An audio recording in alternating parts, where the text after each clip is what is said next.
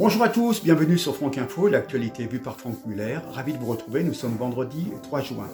Bien, toujours ce Stade de France, oui. Comme quoi, à l'incompétence, s'est rajouté le mensonge des autorités, le mensonge des Darmanin, qui nous dit, Darmanin, je n'ai pas à donner la nationalité des personnes que nous interpellons. C'est très nauséabond, vous faites le jeu des partis extrêmes. Oui, laissez-nous rigoler. Car s'il ne donne pas le nom des personnes qui l'interpellent, ni la nationalité, c'est que justement ce ne sont pas des gens qui ont des noms qui correspondent à une nationalité française. Et on s'est aperçu que dans les 7 ou 8 premières interpellations, il y avait des gens de nationalité étrangère et des noms originaires du Maghreb, bien entendu, et aucun nom ni anglais ni espagnol. Voilà. Donc à trop vouloir cacher la vérité, il finit par cracher le morceau. De toute façon, la conception de l'Angleterre pour Darmanin, eh bien écoutez, je vais vous montrer sur la carte. Pour lui, c'est le Maghreb qui correspond à l'Angleterre. C'est trop marrant. Bref, il me semble avoir perçu, je vais essayer de vous retrouver les images, Cyril Hanouna, bien connu à la télévision, qui passe, certainement qu'il avait son billet, bien entendu, mais il passe avec des jeunes qui étaient rentrés par effraction, et il passe sous le tourniquet. Donc il fraude quelque part. On voit cette fraude. Il montre l'exemple à tous les jeunes qui le suivent qu'il suffit de passer sous le tourniquet pour frauder l'entrée au stade. Donc pour quelqu'un qui a une certaine audience auprès de la jeune population, je pense que c'est quand même relativement dégueulasse de montrer ça. Ces gens-là devraient donner l'exemple et pas montrer l'exemple de la fraude, si on peut dire. Voilà, ça c'est dit. Monsieur Hanouna, s'il vous plaît, des excuses. Je voudrais revenir sur un tweet de Gérald Darmanin qui nous disait « Pour maîtriser des familles qui manifestent, les gaz lacrymogènes sont lancés. C'est scandaleux. Je demande la démission du préfet de police. » Non, attention.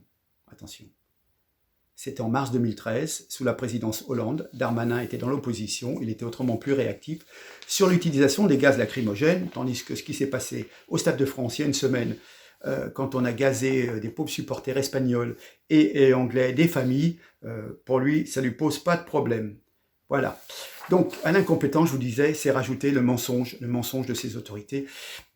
Et rappelez-vous que Thierry Henry en avait parlé au début du mois de mai, un peu plus de 3 semaines avant la finale de cette Ligue des Champions. Cet ancien attaquant de l'équipe de France s'exprimait sur une plateforme de streaming américaine et il disait à l'époque, techniquement, faites attention, le stade est situé à Saint-Denis. Saint-Denis, ce n'est pas Paris, expliquait donc le consultant sportif. Et croyez-moi, disait-il, vous ne voulez pas être à Saint-Denis, ce n'est pas la même chose que Paris. En France, cette rapide précision géographique, qui n'a l'air de rien, ne passe évidemment pas inaperçue. Le meilleur buteur de l'histoire des Bleus, je crois, a rappelé que Saint-Denis et Paris étaient 2 villes différentes. Oui, il a exprimé sa préférence pour la capitale. On nous a dit que c'était une phrase malencontreuse, nous disait la presse. Même le maire de Saint-Denis voulait défendre sa ville avec un communiqué marqué par une grande confusion. Il y insiste sur le potentiel gigantesque de cette commune créatrice d'entreprises, forte de la richesse des 150 cultures qui coexistent et de la jeunesse de sa population. Voilà. Mais il regrette l'abandon par l'État de ce territoire marqué par une extrême pauvreté. Voilà. Il y a un pourcentage de logements indignes parmi les plus élevés de France. Et le fléau de l'insécurité que l'on n'a pas encore été réussi à endiguer. Voilà. C'est tout la faute de l'État, bien entendu, c'est surtout pas la faute de la population. Voilà.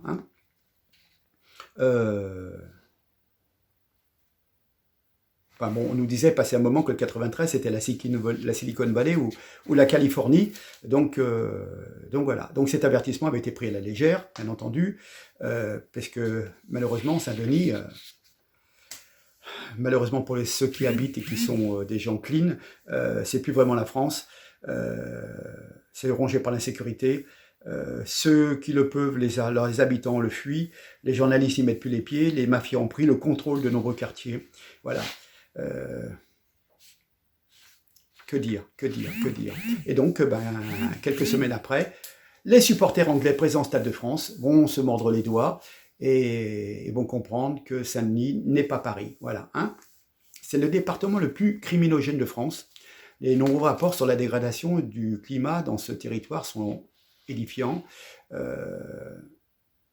Il est d'ailleurs impossible de donner le nombre exact d'habitants. On l'estime à 1,6 million, mais il y a une difficulté de recenser le nombre d'étrangers en situation irrégulière qui participent à l'économie du territoire.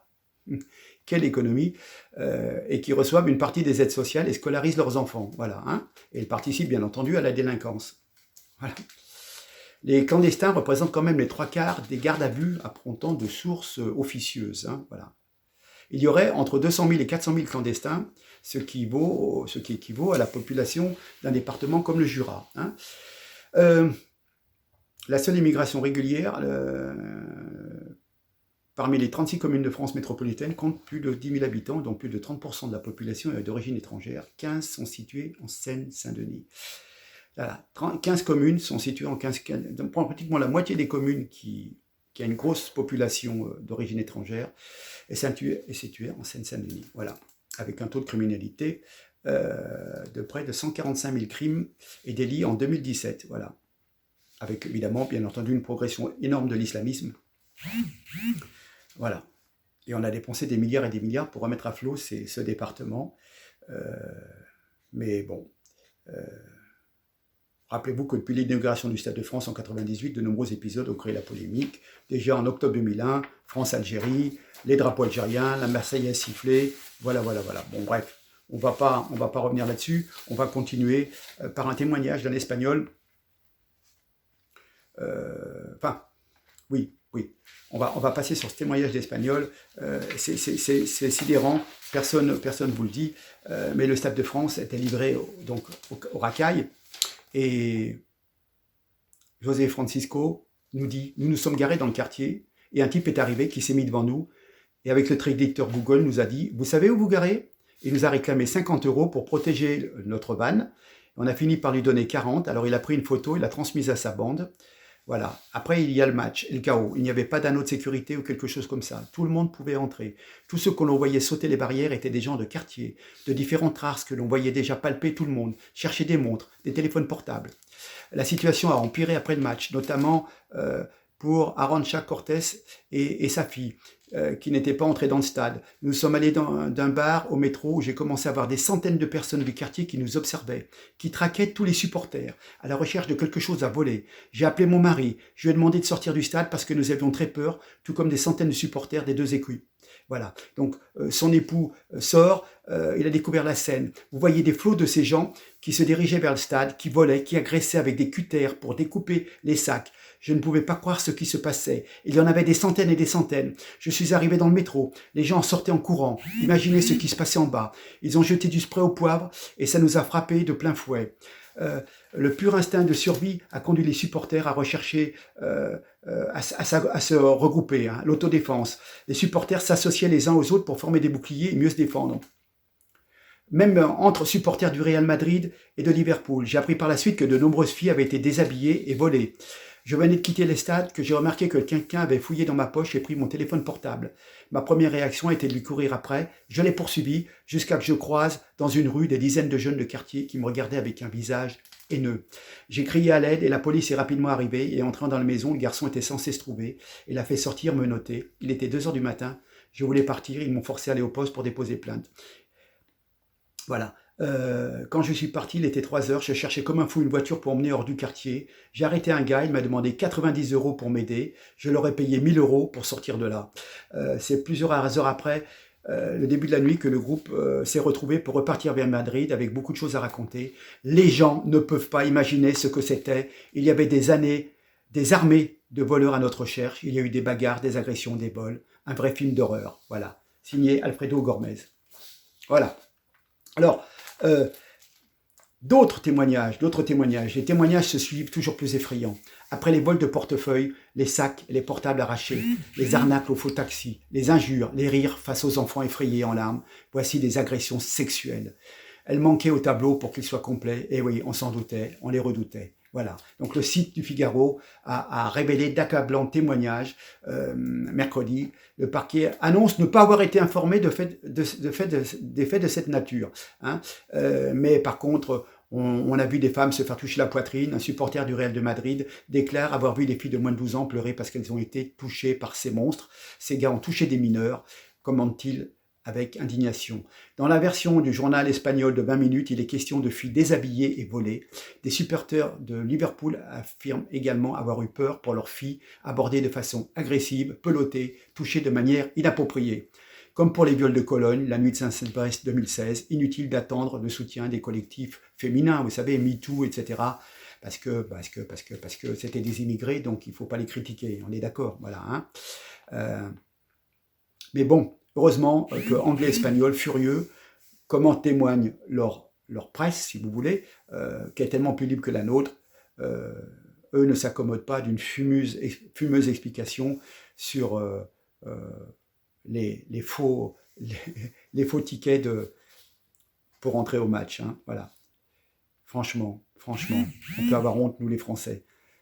Plus d'honneur, plus d'éducation, franchement. En France, aujourd'hui, voilà la façon dont on traite nos invités et le gouvernement ne s'est toujours pas excusé. Qu'est-ce que je voulais vous dire? Je vais vous présenter la photo d'un monsieur. C'est pas une mauviette, le mec. Hein. Le mec, c'est un combattant. C'est un combattant de MMA. Vous savez, ce sont des gens qui se battent à main nue, à coups de pied, dans des arènes, dans des espèces de cages. Hein. C'est l'une des stars. Hein. La plus grosse, il travaille pour la plus grosse organisation de combat. Hein. Et c'est un supporter et il dit n'avoir jamais eu aussi peur pour sa vie. Ce mec qui combat en cage, hein, il raconte. Il a dit au moins dans une cage, c'est du 1 contre 1. Quand on est sorti du stade, il y avait des groupes de 30 personnes qui couraient partout. Des grandes meutes. Certains d'entre eux avaient des armes, des machettes, des couteaux, des barres de fer, des bêtes de baseball. Hein. Il fallait juste essayer de s'enfuir de cet endroit. Les gens étaient mis au sol, on leur volait leurs montres et leurs affaires. Certains se sont fait arracher leurs sacs. On les agrippait, les attirait, on leur coupait la lanière pour arracher le sac et ensuite ils s'enfuyaient. Avant le match, j'ai aussi vu des gens se faire arracher des tickets, des choses comme ça. Et après le match, à la sortie du stade, c'était pire. La police lançait du gaz lacrymogène sur tout le monde. Dans les petites sections que nous devions traverser pour arriver au stade, on a été coincés, écrasés, des millions de personnes étaient coincés dans ces intervalles. Et quand on a demandé à des policiers ce qui se passait, ils nous ont rigolé au nez. On n'a jamais eu aussi peur pour notre sécurité et celle des personnes autour de moi quand je suis sorti de ce stade samedi dernier. Alors, je vais vous passer donc en bonus la vidéo de ce monsieur et vous allez voir, vous allez lire le sous-titrage. Alors, il précise aussi une chose très très importante. Certains stadiers étaient complices. Oui.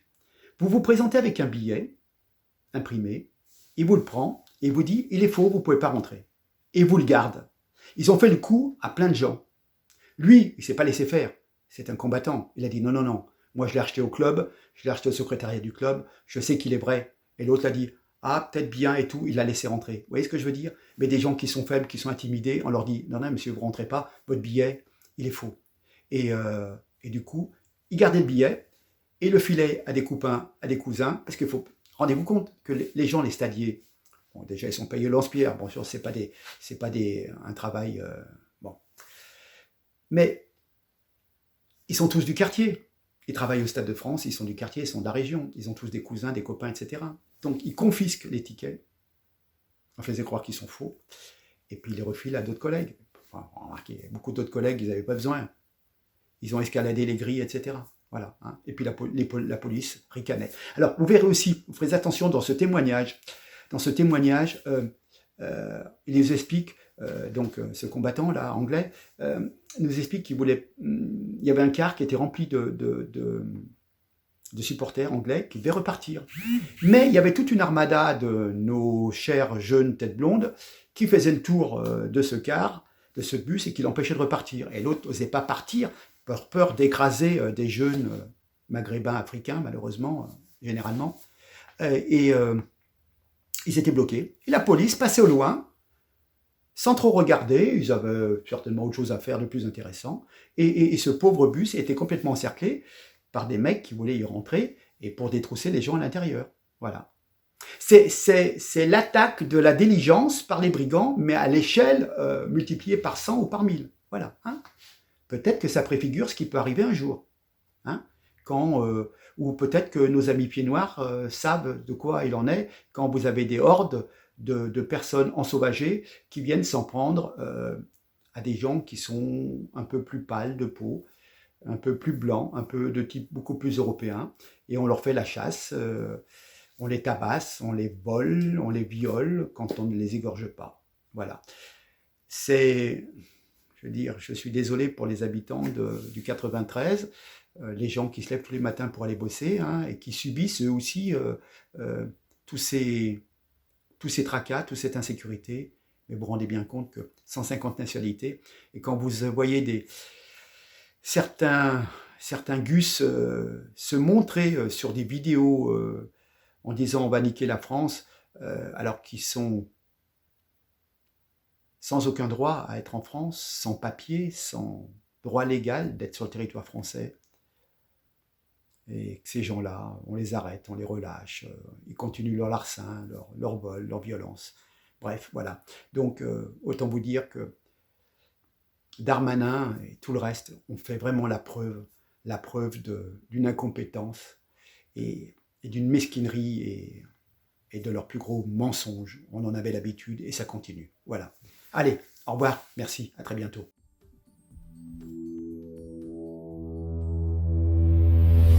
In a cage, lad, it's 1-on-1.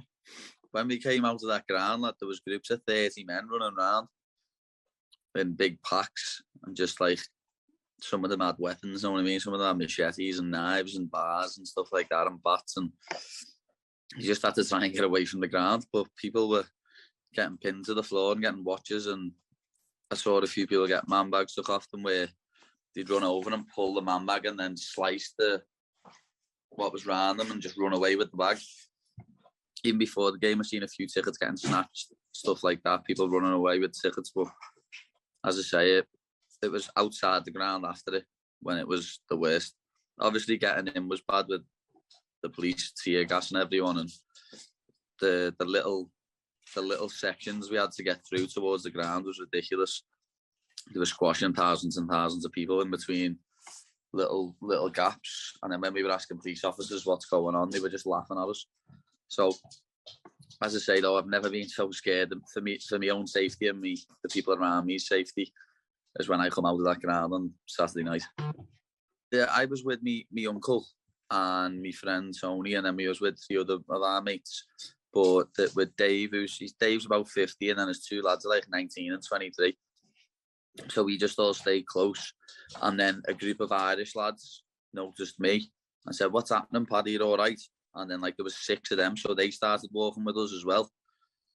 And then that was when we were lucky there was like 12 of us, because when a group of people, like, I don't know if they were locals or not, but they were people who lived around Saint Denis. Like they'd look at us, and when they see there was that many of us, they wouldn't really pick on us, and they'd like run past us and scream in our faces, "Hala Madrid," even though they were French. It made no sense. But then when we kept walking, an older man and 2 of his friends come over to us and was like, "Can we walk with yous?" I was like, "Of course you can. Why? You're okay?" And he said, "No, not really." I went, "Why?" He said, "I've just been pinned to the floor. I had a dog set on me and had me watching me bag took off me and me pockets emptied."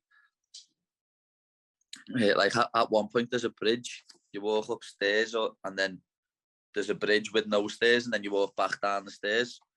As you walked across that, there was people if you were on the outside of the bridge, there was people grabbing your arm from under the bridge and pulling you under, and then beating you up and emptying your pockets and stuff. It was seeing people with machetes just running around. Like, I've been saying this for the last few days, the only thing I can compare this to is something like The Purge. Seen the movie The Purge, where you can do what you want for 12 hours. That's what it was like. That's what I feel it was like, The Purge. There was no laws for 12 hours. You could do what you wanted. I didn't see many, to be honest. No, the first time I seen police was by the Liverpool coaches, which was like a 20-minute walk. And it was crazy because there was a group of about 50 men stood outside of a Liverpool coach, and the Liverpool coach was trying to leave, and the men wouldn't let it leave. So there's fans going to the front of the coach trying to get them away from the coach, and he wouldn't leave. Like the coach door was smashed, the window on it, and the men were just in the way. So if they drove, they would have ran them over. So obviously they didn't want to do that. So the men were just stood in front. I think they wanted people to get off so they could beat them up and mug them. And then that's what I mean. Police came, and they like this was happening on the pavement. And instead of the police walking down the pavement and stopping it all, they walked along the road and walked straight past it. I don't understand how someone could get 40,000 tickets made within 3 weeks. But like, who's making these fake tickets? Someone just going, tickets. You know what I mean? It doesn't work like that. You've got to print them. You've got to get them done. You've then got to sell them. Just putting something on social media, you're not going to sell 40,000 tickets. You know what I mean? You'd have to have a proper website set up and all that, and it's illegal. You can't do that. It's just, as I say, that's illegal, and you get arrested for it. But what politicians do every day is illegal. They lie, they cheat, and they rob the public. But it's okay. Lies. It's complete and utter lies, and he should resign from his job because he's disgusting and despicable. Like, it's an easy scapegoat to use the Liverpool fans. But as the steward, when I walked in with my ticket, I'd got off Liverpool Football Club. The steward tried to tell me, my ticket was fake. He used the pen on it and said, that's fake. And I called him out straight away. I said, it's not fake. I got it off the club. What are you talking about? And he went, yes, okay. And give me it back. So I think they must have done that to several other people who've been scared and they've took the ticket and then they would have sold it on to someone else. Took tickets off people saying that they were false tickets when they wasn't. Like, I think it happened to Andy Robertson's friend. You know what I mean? Like, I've never heard nothing like it. He kept it, like Andrew Robertson, they kept his friend's ticket, his friend didn't get in. Like, as you said about the Metro, a man I know, one of my friends from around the corner, Mogsy, he was in the train station and a man come over and like he was with his 14-year-old son, by the way.